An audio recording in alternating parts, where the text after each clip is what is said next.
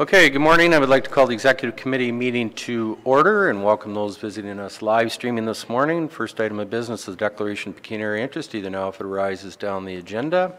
Hearing none. Action items, the complaint policy.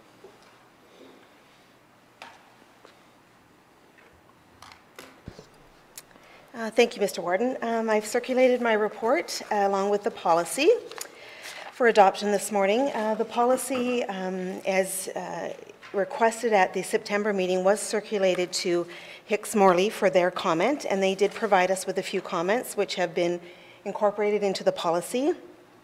After those comments were incorporated, the policy was again circulated to senior management team for their reference so that they knew what changes Hicks Morley had suggested.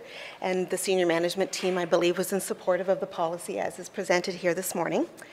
As far as getting the policy is going to be posted on our website. We are creating a new button, if you will. There is a Talk to Us button on the website, if you remember.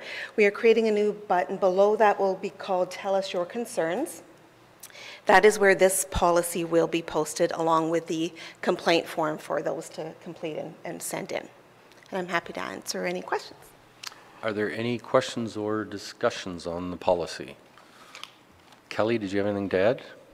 Through you, Mr. Warden, the next steps will be an update to our Code of Ethics policy for committee to consider in terms of staff Code of Ethics. It hasn't been updated since the late 1990s, so we wanted to wait until the new complaint policy was in process. So. Okay. Anne? When you say Code of Ethics, is that the same as a Code of Conduct? Through you, Mr. Warden, it's a little bit different. It's dealing with items in terms of the integrity of the public service, not from the perspective of the elected officials, but from the public service.